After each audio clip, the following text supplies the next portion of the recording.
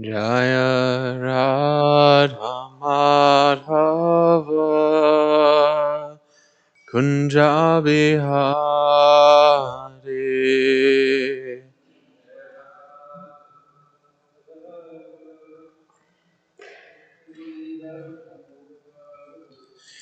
Jaya Radha Madhava Kunja Bihari.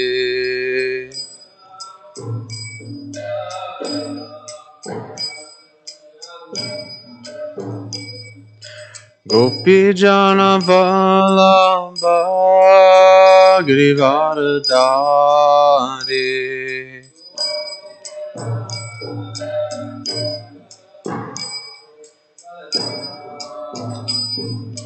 Gopi Jana Vallabha Girivardhari.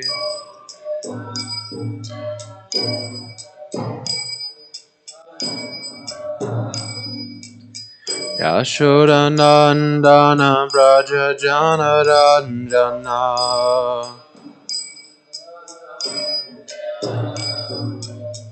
Yashodanandana Braja Jana Ranjana.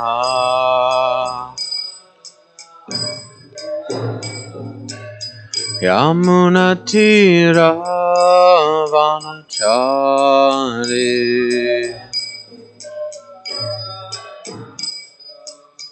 Yamunatira Vanachari.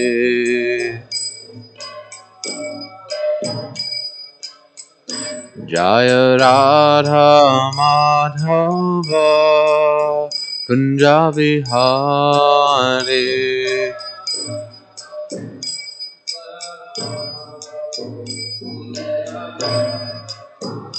Jaya Radha Madhava Kunja Bihari.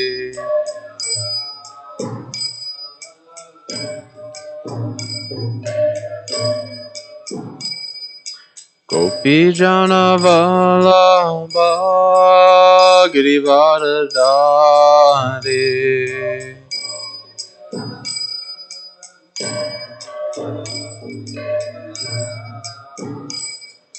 Gopi Jana Vallabha Girivardhari.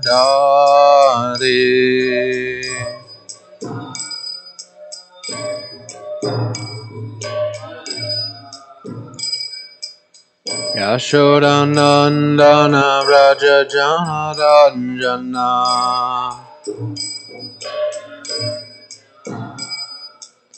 Yashodanandana Vraja Jana Ranjana.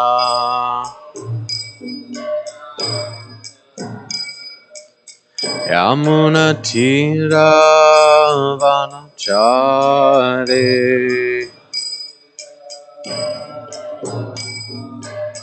Yamunatira Vanachari.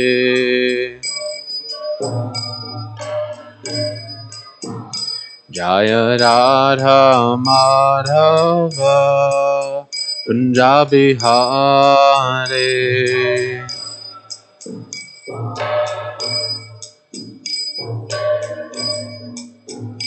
Jaya Radha Madhava Kunja Bihari.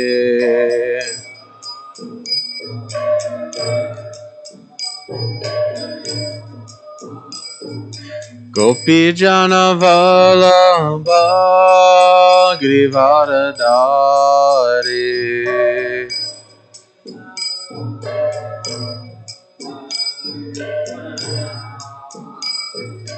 Gopi Jana Vallabha Girivardhari.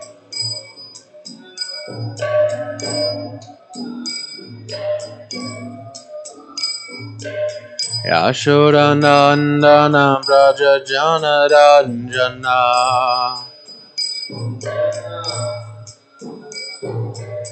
Yashodanandana Braja Jana Ranjana.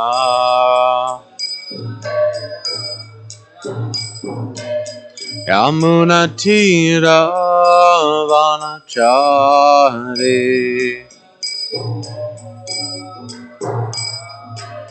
Yamunatira Vanachari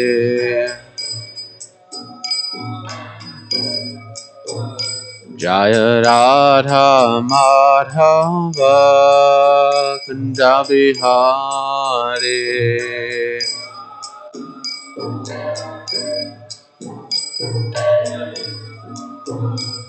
Jaya Radha Madhava Kundabihari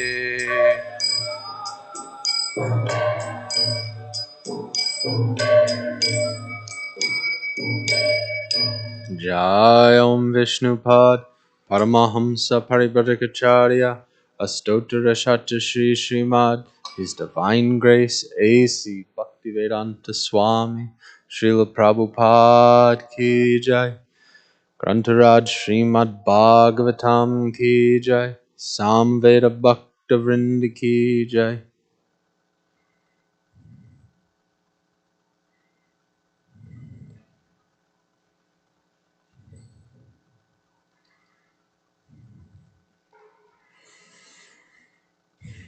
Om Namo Bhagavate Vasudevaya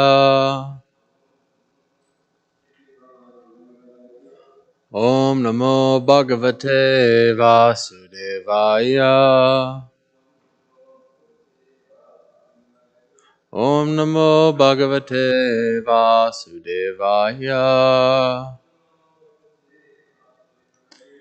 Narayanam Namaskritya Naram Chaiva Narottamam Devim Sarasatim Vyasam Tato Jayam Udirayat Nasta Preshyo Bhadrashyo Nityam Bhagavata Sevaya Bhagavati Uttama Bhaktir Bhavati Naishtaki Om Agyanitamarandasya Gyananjana Shalakaya Chakshur Unmilitam Yena Tasmai Shri Gurave Namaha Mukam Karoti Vachalam Bangulangayate Girim Yat Kripa Tamaham Vande Shri Gurun Dinatarinam Paramananda Madhavam Shri Chaitanya Isharam Namo Vishnu Padaya Krishna Prasthaya Bhutale Srimati Rama Paraswami Namini Namo Vishnu Padaya Krishna Prasthaya Bhutale Srimati Bhakti Vedanta Swami Namine Namaste Saraswate Deve Gauravani Pracharine Nirvishesha Shunyavadi Pasyata Deshatarine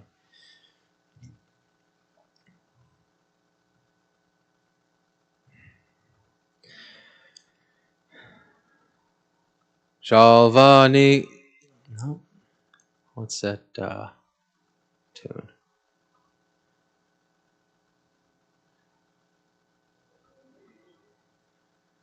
Shalvani Kapashastrogher Vrishnivira Vrisharditaha Natatyaju Ranam Swam Swam Lokadvaya Jagishavaha Shalvani Kapashastrogher Vrishnivira Vrisharditaha Natatyaju Ranam Swam Swam Lokadvaya Jagishwa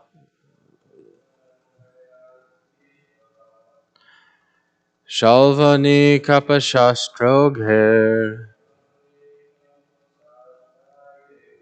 Vrishnivira Vrisharditaha Natatyaju Ranam Swam Swam Lokadvaya Jagishavaha. Please chant. Shalvani Kapashastrogher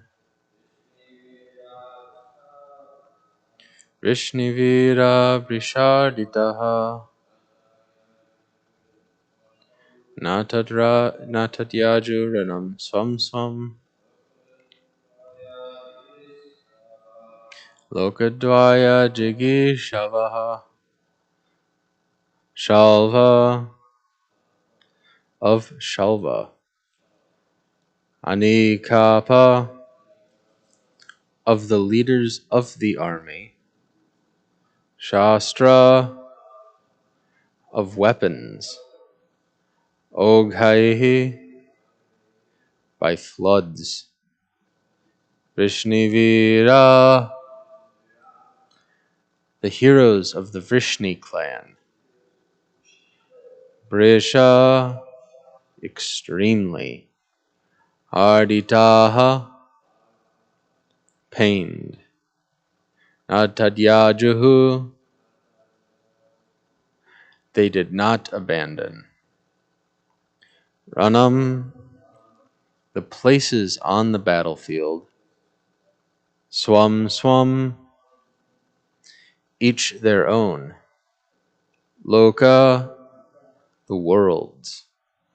Dvaya, two. Jagi Shavaha, wishing to conquer.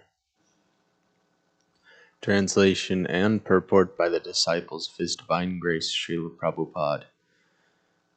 Because the heroes of the Vrishni clan were eager for victory in this world and the next, they did not abandon their assigned posts on the battlefield, even though the downpour of weapons hurled by Shalva's commanders tormented them. Purport.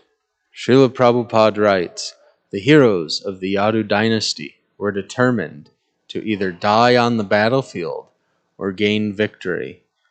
They were confident of the fact that if they would die in the fighting, they would attain a heavenly planet, and if they would come out victorious, they would enjoy the world.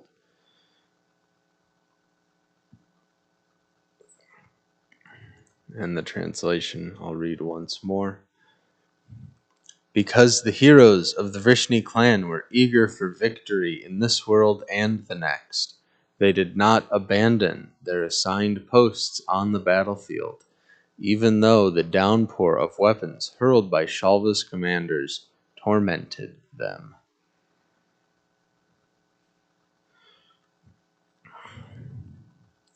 So this verse is really showing us what the Kshatriya spirit is. Always eager for victory, unwilling to back down or surrender, no matter what they're up against. It's said that Kshatriyas are born of the mixed modes of goodness and passion in what would be called Vedic times. They were also considered part of the twice-born class of persons, which means they also studied the Vedic literature.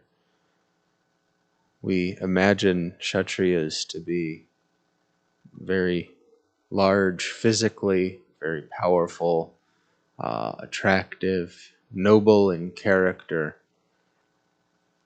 And we see the importance of the Kshatriya class in the Bhagavatam. There's so many descriptions of different lineages and histories of kings. Most of the stories in the Bhagavatam are about kings, and that's for a good reason. Because just think what the stories of the Bhagavatam would be like if it was all about Brahmins. This Brahmin went to a place, he sat peacefully, he did his Achman, chanted Gayatri, did his Seva Puja, and went back to Godhead. Not quite as enthralling as, the Kshatriya stories that we hear. And the same goes if it was for, Vaishyas, this person nicely engaged in their business and went back to Godhead. It doesn't make for as exciting of a read to read about the other classes of people as it does to read about Kshatriyas. even the very basis of the Bhagavatam, the very first story that we're told in the Bhagavatam that sets everything up to happen so that we have the Bhagavatam, is the story of a king. Maharaj Parikshit is coming back from a hunting trip. He sees this Brahmana doing his meditation, does some nonsense, and then gets cursed to die. And that's how the Bhagavatam starts. So one can say that without Maharaj Parikshit and his errant judgment, we wouldn't be sitting here today talking about the Bhagavatam. There are so many lessons that we can learn as people, as devotees, from the lives of different Kshatriyas. And as I said, most of the important lessons in the Bhagavatam are based on the lives of Kshatriyas. And due to their position, Kshatriyas have a potential to have a great influence on society. They're the warrior class, they're the king class, the rulers. And with a good or a bad ruler, there's some effect on society. Nobody remembers the mediocre presidents, but everybody remembers the really good ones and the really bad ones. And because of this, the most important characteristic of a Kshatriya is their character. And their character being tested in this example of the Bhagavatam is what gives us so many of these stories, how their character is tested, how they preserve their Krishna consciousness, how they persevere in their Krishna consciousness. So in this verse, the words na tatyaju means the Kshatriyas, the Vrishnis, didn't abandon their position on the battlefield. And in the Bhagavad Gita, the 18th chapter, 43rd verse, Krishna lists the qualities of the Kshatriya. And in that verse, he uses the word apalayanam, which means courage. So the Vrishnis are showing what courage means. There are some other qualities given by Krishna in the 43rd verse. He says that Kshatriyas possess heroism, power, determination, resourcefulness, generosity, and leadership, along with courage. And actually in this section of the 18th chapter, I think it starts the 42nd verse and goes to the 44th, he gives the qualities for Brahmanas, Kshatriyas, Vaishyas, and Shudras. And actually for the Brahmanas and the Kshatriyas, he gives qualities, and for Vaishyas and Shudras, he gives activities, what they do. So that's some homework you can have from this Bhagavatam class, is to read 1842 through 44 and see what I'm talking about. So this gives some insight to the consciousness of each Varna. We can understand that the qualities Krishna describes the Kshatriya to have are a matter of consciousness. And this indicates that the consciousness of the Kshatriya is more important than the activities or physical qualities of the Kshatriya, as well as the Brahmana. So it doesn't matter if a Kshatriya is big and strong and handsome. What matters is how they act. And the same with the Brahmana, this story of Maharaj Parikshit. He's cursed by the son of a Brahmin. And that's not a very Brahminical thing to do, to curse somebody who's acting, kind of foolishly. It's not exactly the trait of a Brahmin. So, what we do is based on our consciousness. It's not so much based on anything else, even how we react in the world. What we do is one thing, but what others do to us and how we react to that is, it's entirely based on our consciousness, where we're at mentally. So if we have a particular frame of mind and we possess certain qualities, when we hold certain values, we act in a particular way. So someone who's very studious in Vedanta, who's clean and calm, and the qualities that Krishna describes in the 18th chapter, that person would be a Brahmana, naturally. And someone who's, in this mode of servitude and always trying to maintain things, take care of other people, this person is a Shudra.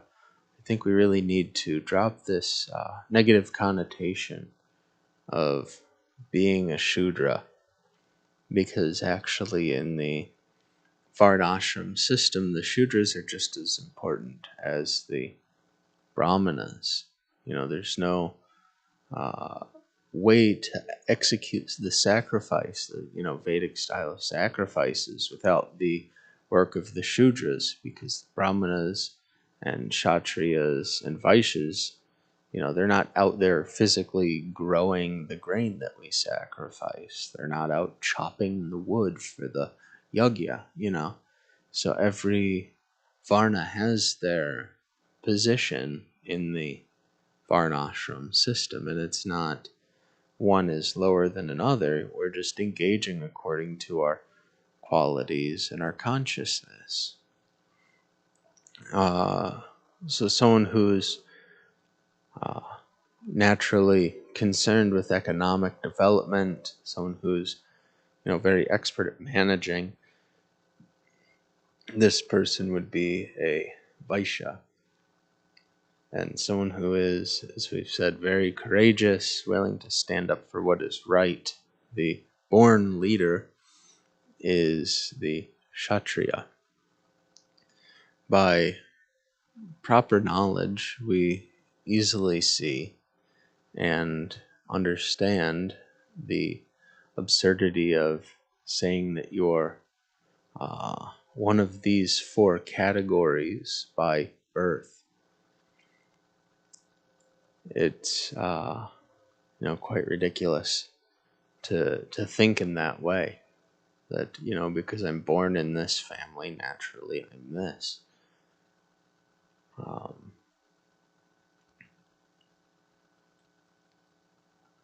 It's kind of presumptuous, to assume that you're just naturally going to have the mindset of your parents.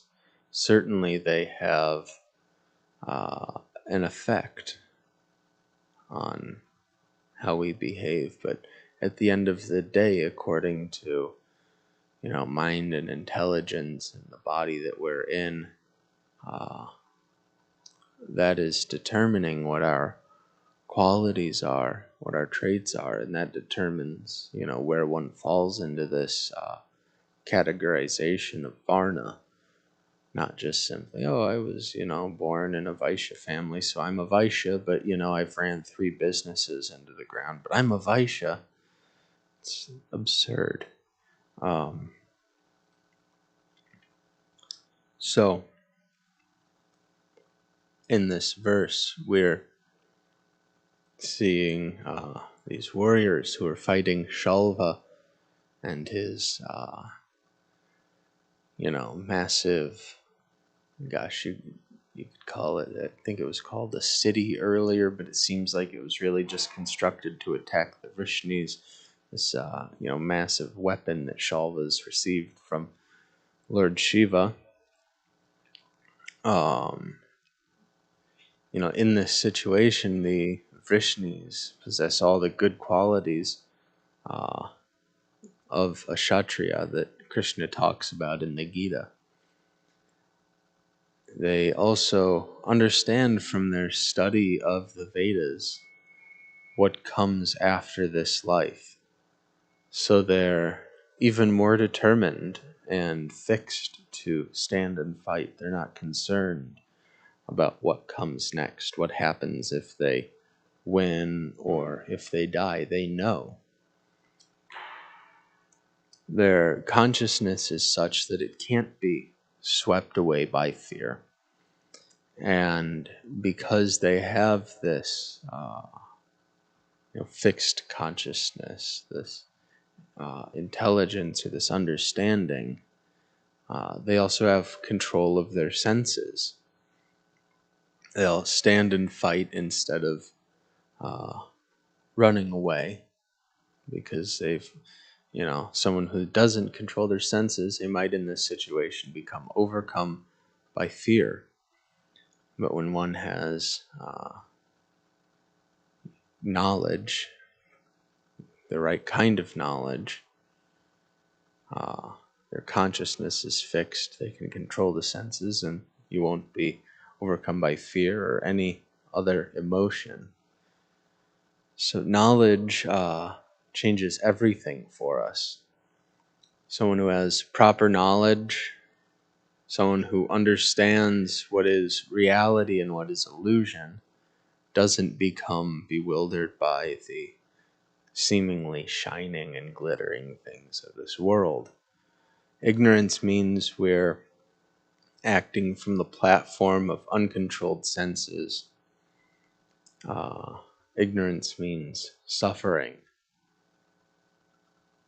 And the first priority of the Krishna consciousness movement is to get this knowledge out to people. This avidya is so overwhelmingly present in the world. People lack, what is real knowledge. So Bhaktivinoda Thakur has wrote this bhajan that says, Lord Gauranga is calling, wake up sleeping souls, wake up sleeping souls. How long will you sleep in the lap of the witch called Maya? You have forgotten the way of devotional service and are lost in the world of birth and death. I have descended just to save you. Other than myself, you have no friend in this world. I have brought the medicine that will wipe out the disease of illusion from which you are suffering. So this is our work. This ISKCON, the Krishna consciousness movement, is descendant from Lord Chaitanya. We have the medicine, which is the Mahamantra, and it's our job to act as agents of Lord Chaitanya and go out and spread it, give this information to people. Srila Prabhupada once said in an interview, I have come to remind you what you have forgotten. We are, in this world, we're literally surrounded by people who are suffering from their ignorance. They're not necessarily actively choosing to suffer, but they are in ignorance, and that's suffering in and of itself. So we have this information, this transcendental knowledge, which is meant to, as the Bhagavatam says, cause a revolution in the impious lives of the people in general. But such a revolution doesn't happen on its own. Such a revolution doesn't happen when the books sit closed on a shelf. The revolution happens when we go out of the comfort of our homes out of the comfort of the temple, we open the books, we read them ourselves, and we share them with other people.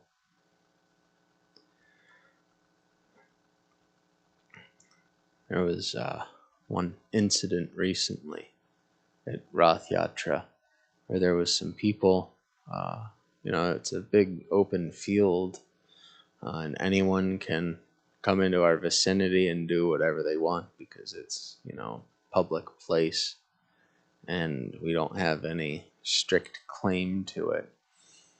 So there's one group of people just over to the side in our general vicinity that were, sitting around drinking their beer, cooking their meat, enjoying the nice Sunday afternoon. And I was talking to one devotee who was just all in a tizzy about that. How dare they do this? They're animals and they're this and they're that. Just berating these, people just for sitting and doing a pretty normal activity for a Sunday afternoon. And it kind of struck me as crass to take this position of condemning somebody who actually doesn't know any better. So I pointed that out to him and said, these people don't know that they're not supposed to eat meat. And they don't know what we're doing over here.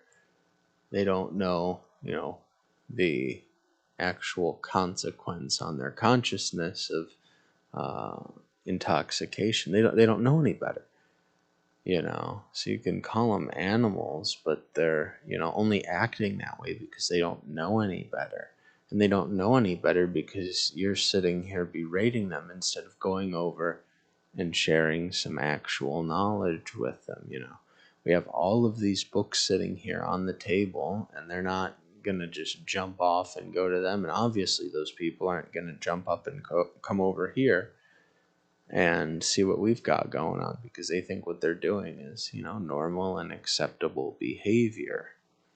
And, in these times it is normal and acceptable behavior to 99% of the population. So how do they know that they're doing something wrong without somebody who knows that it's wrong telling them?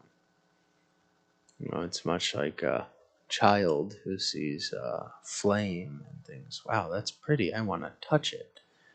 They've never been in contact with fire before, so they don't know the results of touching fire. So it's the job of the parent to tell the child, don't touch the fire, it's going to hurt. And, the child might touch it anyway. And sometimes without the guidance of the parent, intelligence of the child isn't always sharp. So they might keep touching the fire, not realizing, okay, fire equals hurt. So sometimes, it takes somebody to make that connection for them. So this devotee that I was conversing with ended up taking them a Bhagavad Gita and giving it to them so that they could hopefully read it and understand it. People aren't going to change what they're doing if they don't know what they're doing is wrong. I mean, geez, even most of the people that if they find out what they're doing is wrong, they're not going to change what they're doing. But they're definitely not going to change if they don't find out what they're doing is wrong. There's just no possibility of it.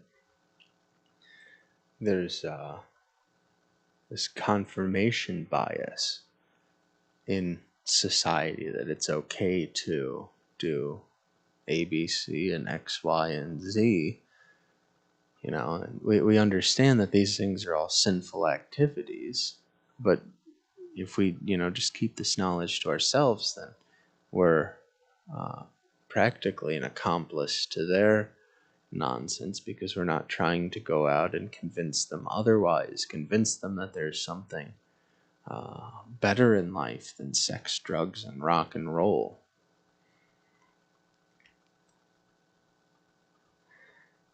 in this age, it might be difficult for us to perfectly embody what it means to be a Kshatriya or any of the Varnas. But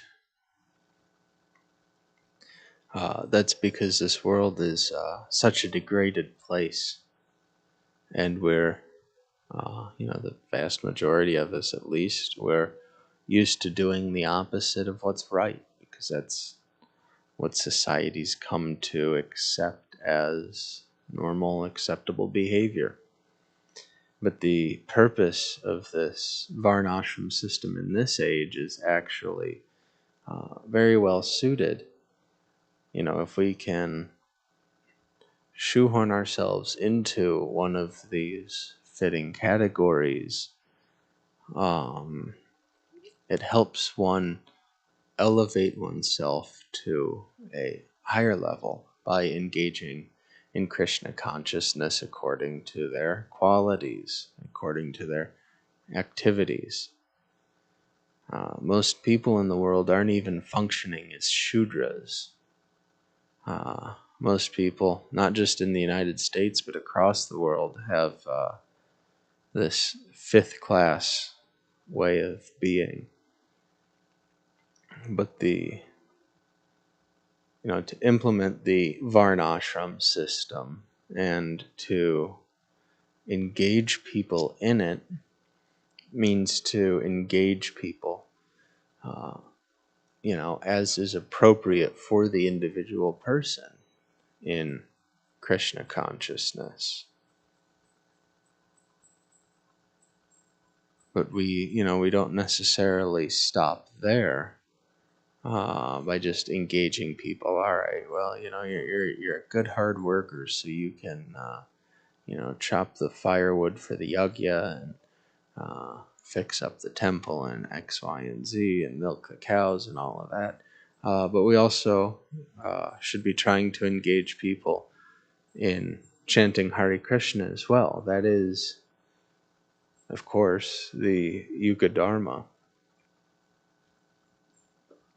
And by this, physical engaging of the activities of a person in religious work in one way or another, however, is suitable, and by engaging their tongue in chanting Hare Krishna, this is how we bring people to a higher consciousness. The idea is, there's all these two-legged animals running around eating meat and, doing all the other unsavory activities. But by this method of Varnashram Dharma and by the method of the Yoga Dharma of chanting Hare Krishna, we can elevate these two-legged animals to the proper position of a person. And it's a pretty big thing, but it's not, one large horse pill to swallow either. It's a progressive thing. We can't expect people to completely upend their lives, quit their job, change the way they dress and eat and all of these things immediately. It's a process, and it starts in a very small way. Present somebody a book. It's got some good stuff in it. Try chanting it. Just try chanting it for 5 minutes a day. See what happens. Oh, the 5 minutes a day is working out really well. Try doing it a little longer. Here's a Japamala. You start on this end and you move to that as times as you want. Come join this reading group. We sit and read this book together and discuss it. Come visit the temple. You can have some nice food, hear a nice class, do some nice kirtan, engage in some service. But whatever it is, the next thing you know, Bhakta Chandala is preparing for initiation. So it's little by little.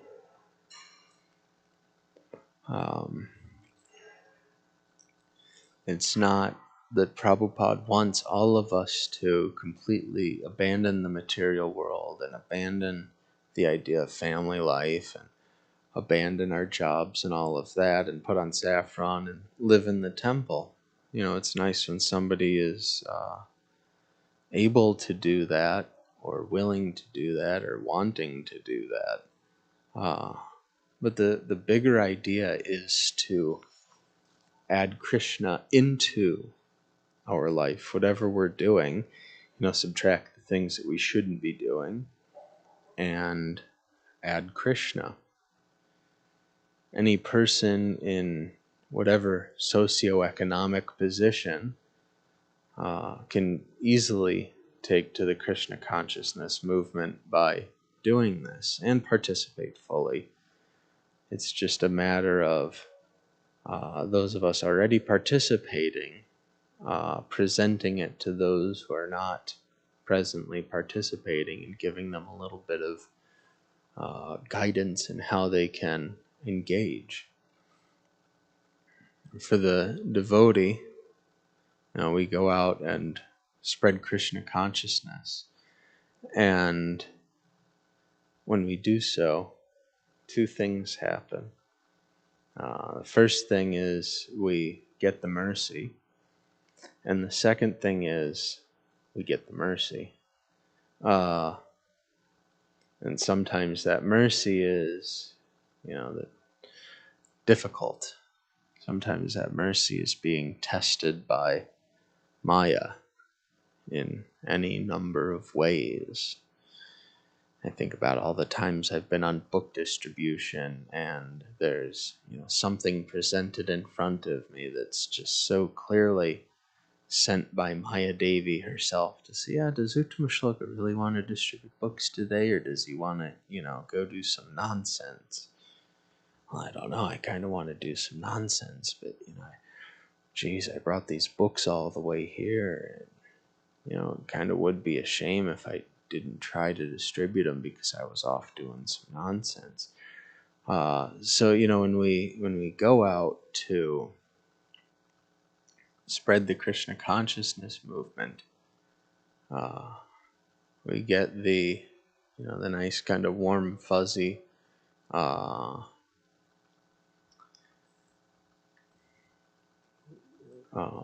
mercy that is serving Krishna. We get some nice feeling from that, but we get the mercy of being tested in our Krishna consciousness. And when we're doing this, we have to take on, regardless of what our varna may be, we have to take on some Kshatriya aspect. This Natadyajuhu that's, used in the verse. We have to stand our ground in the face of the illusory energy. We don't abandon our service. We don't abandon, our practice. We don't abandon whatever it is we're doing. We stand strong in the face of the temptation of the world and serve Krishna even though it's a difficult thing to do sometimes.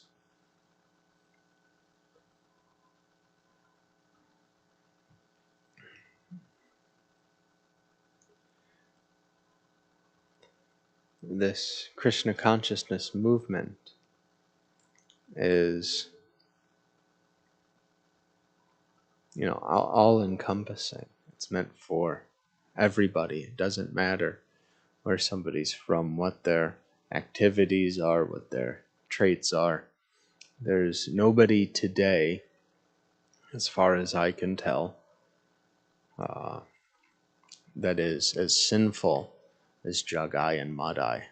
This story is they're the most sinful people. There's a lot of sinful people, but it says that Yamaraj had difficult keeping up with all of the sins that they were doing, that they had done, pretty much every sin in the book, maybe some new ones too. So the activities that we're doing, we're as a whole pretty sinful people, but we're not all the most sinful. We can't all be the most anything. So if Jagai and Madai can get the mercy of Lord Chaitanya directly, that means that mercy is available for people who are not quite as sinful, even if it's only 1% less. That mercy is available for anybody and everybody.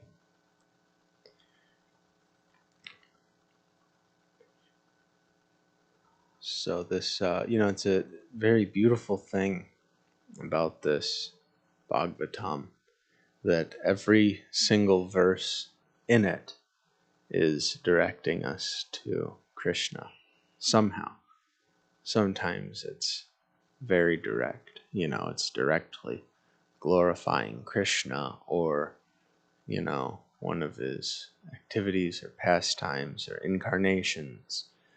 And other times it's glorifying his associates or his paraphernalia, or his, the places that are associated with him. In other ways, it's showing us how we should be acting to attain Krishna. So we can understand from this verse that just as the Vrishnis were eager for victory, that they were fearless and unwilling to abandon their post in spite of whatever is hurled at them, that as devotees, we too can take this position. Just like the Vrishnis, we should be very eager for victory of the Sankirtan movement, the first verse of the Shikshastakam, Param Vijayate Shri Krishna Sankirtanam. We should be very eager to see Lord Chaitanya's victory flag held high. We should not abandon our respective posts in the Krishna consciousness movement, whatever it may be, but we should instead remain fixed in resolution and fixed in the purpose of our mission, which is to spread Krishna's holy name to every town and village. We shouldn't abandon our post when Maya Devi comes to do her job and attack us. We should remember that Maya Devi is a pure devotee and just doing what Maya Devi is supposed to be doing. And that we're also trying to do what we're supposed to be doing. We should be determined that to die on the preaching field means to gain victory and go back home, back to Godhead. And that when we die fighting for the mission of Lord Chaitanya, we don't attain the heavenly planets, but we attain Lord Chaitanya's supreme abode. And by becoming victorious in our preaching, that means that we're spreading the glory of Krishna's name, fame, qualities, activities, pastimes. So this is the call of Lord Chaitanya. And this is the ultimate goal of this life. This is how we're being directed by this verse, or one way that we're being directed by this verse, to Krishna. So with that, we have some time left. We can discuss, make comments, whatever it may be.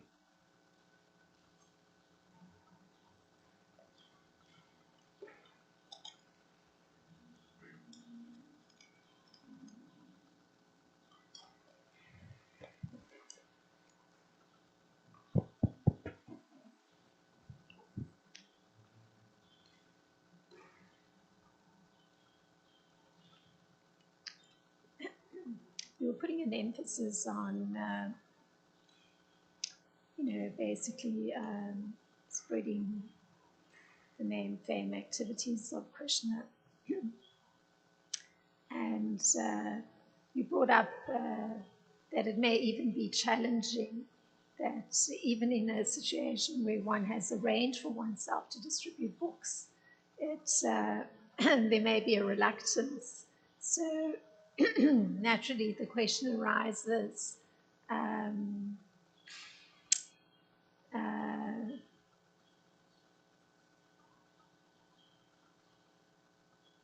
it's not so simple to reach out to others. So, and particularly if one's actually bringing quite complex subject matter. So it seems that there has to be a certain method or some sort of support system to allow one to overcome that reluctance.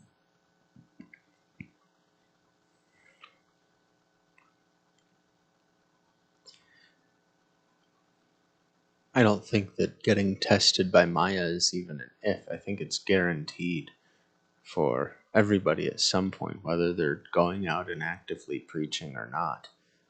It's going to happen. But that's, part of being in the material world. A big part of it.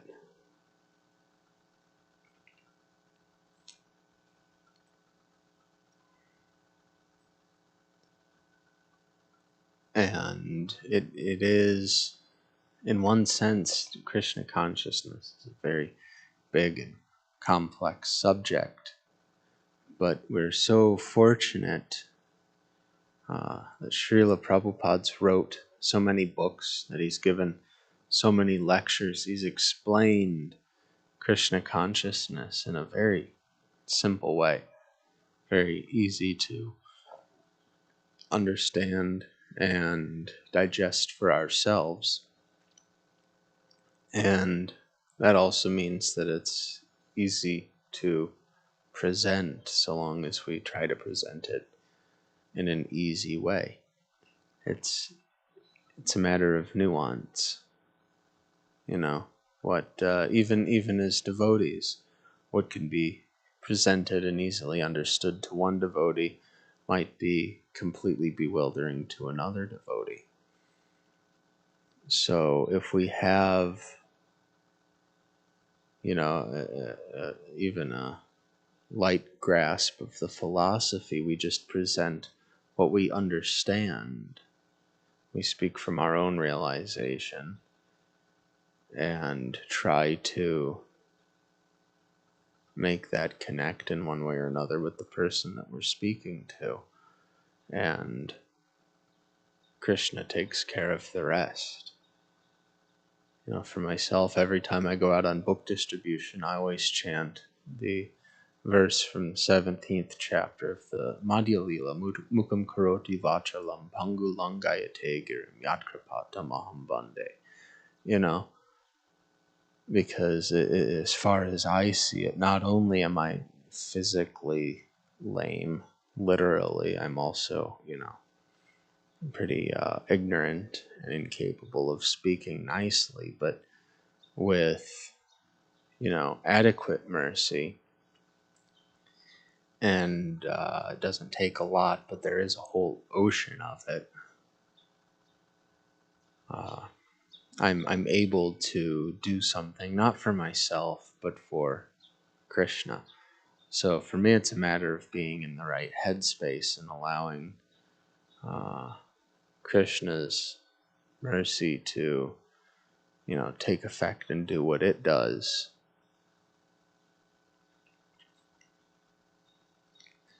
And it's interesting, because when we're preaching Krishna consciousness, when we're introducing Krishna consciousness to people, we're actually acting as a form of guru, the Vartma Pradarshaka guru, the guru that introduces someone to Krishna consciousness. And because we're, acting on this in one way or another, acting on this platform as guru, that means that we're not necessarily doing it ourselves, but as Prabhupada would say, and I think he got the term from Bhakti Siddhanta Saraswati Thakur, is the transparent via medium. So when we're preaching, we're at the very least we're trying to be the transparent via medium of Srila Prabhupada, and presenting Prabhupada's books in a way that's not clouded or full of conjecture or our own nonsense. If we just present the book as it is, pun intended, then Srila Prabhupada takes care of the rest. And I see that as our, support system that you had mentioned. That if we present things in the proper way, which is I don't muddy it up with my own nonsense, then Prabhupada takes care of the rest,